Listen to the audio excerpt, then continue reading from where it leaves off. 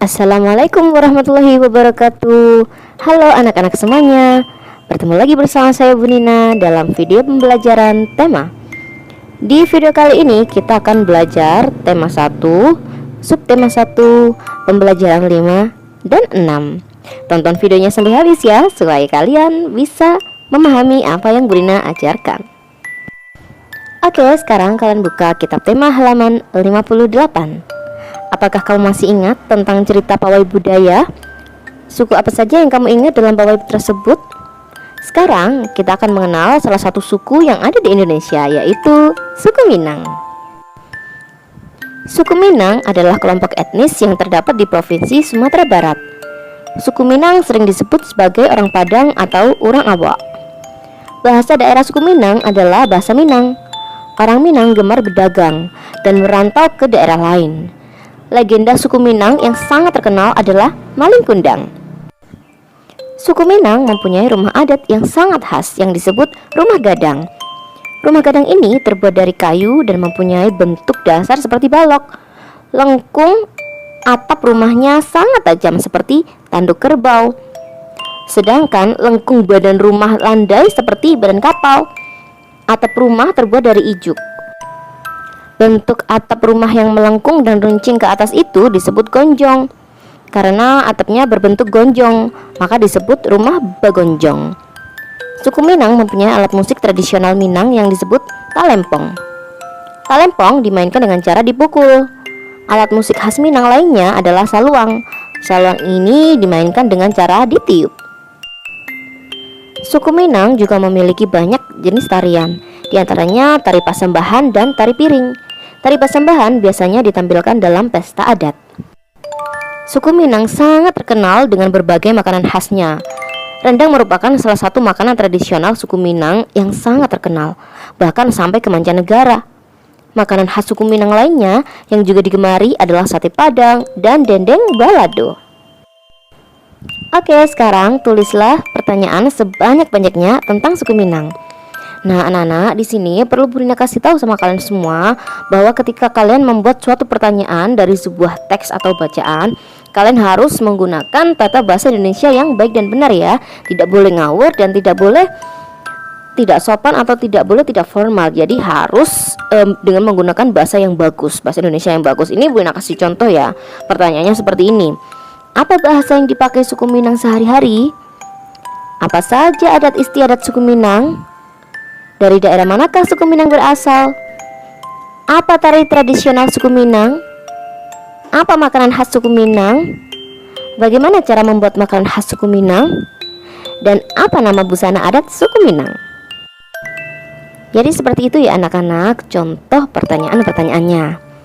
Oke, sekarang cari informasi lebih lanjut tentang keragaman sosial dan budaya yang terdapat di lingkungan provinsimu.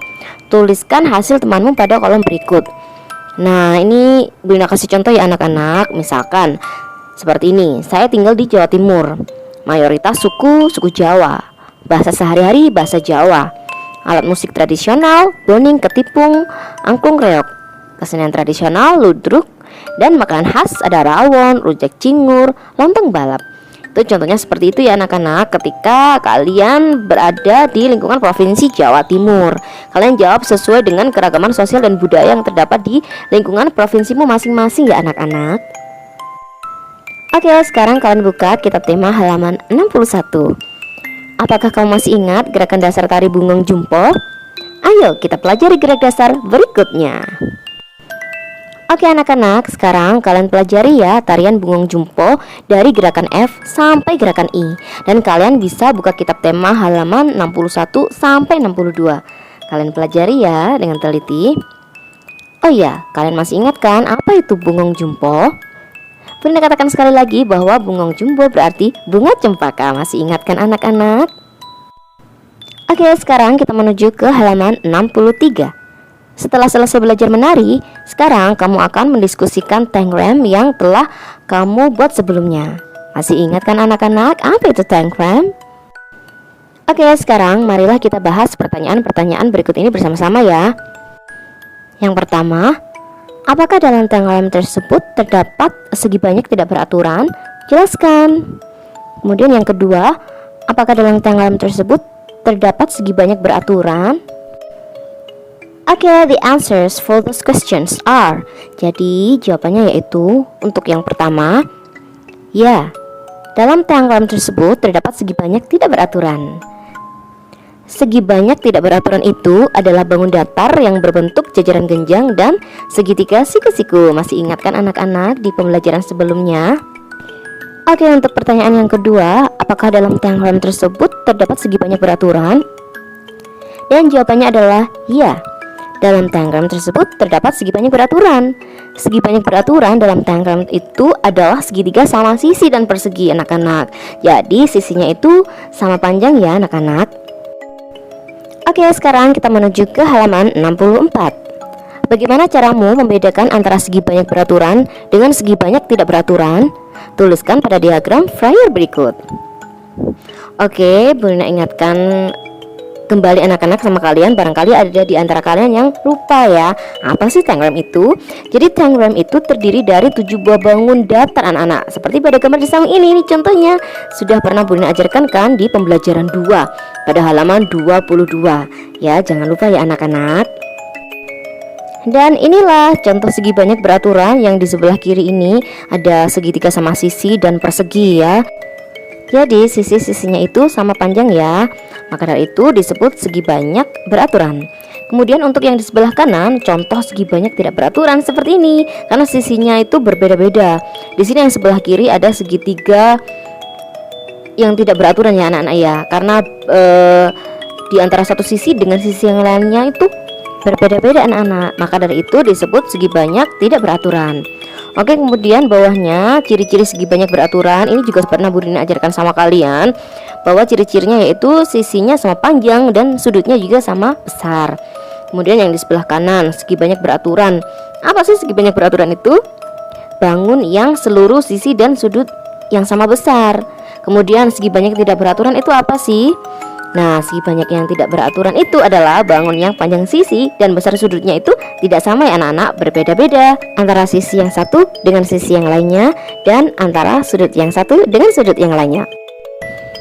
Oke, sekarang kita menuju ke pembelajaran 6 di halaman 66. Setelah membaca teks tentang suku Minang, apa yang dapat kamu simpulkan dari teks tersebut? Setiap suku memiliki ciri khas masing-masing ya anak-anak. Apakah kamu masih ingat dengan ciri khas suku Minang? Apa saja yang kamu ingat tentang suku Minang tersebut?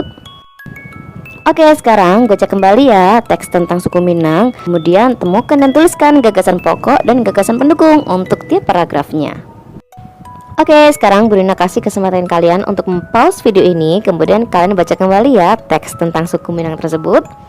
Oke, silakan mempause video ini dan silakan membaca sekarang juga. Oke anak-anak, sudah dibaca? Oke, kalau sudah dibaca, mari kita bahas bersama-sama ya. Untuk paragraf pertama, gagasan pokoknya jatuh pada kalimat suku Minang terdapat di Provinsi Sumatera Barat. Kemudian untuk kalimat-kalimat yang lainnya itu merupakan gagasan pendukungnya ya anak-anak. Oke, untuk paragraf kedua, gagasan pokoknya jatuh pada kalimat rumah adat suku Minang disebut rumah gadang. Kemudian yang lainnya sama, merupakan gagasan pendukungnya. Kemudian untuk paragraf ketiga, gagasan pokoknya jatuh pada kalimat alat musik tradisional Minang disebut talempong. Lalu untuk kalimat-kalimat yang lainnya merupakan gagasan pendukungnya ya anak-anak. Oke, ini adalah tugas yang harus kalian kerjakan, yaitu ada pada kitab tema halaman 72. Tulis kesimpulanmu tentang perbedaan gagasan pokok dan gagasan pendukung. Kerjakan dengan teliti ya anak-anak. Oke, sampai di sini dulu pembelajaran kita di video kali ini. Semoga bermanfaat bagi kalian semua ya. Pesan Bu Lina, jangan lupa sholat 5 waktu, membantu orang tua, dan lakukan kebaikan sebanyak mungkin. Bu Lina doakan semoga kalian sukses selalu. Terima kasih. Wassalamualaikum warahmatullahi wabarakatuh. Bye-bye.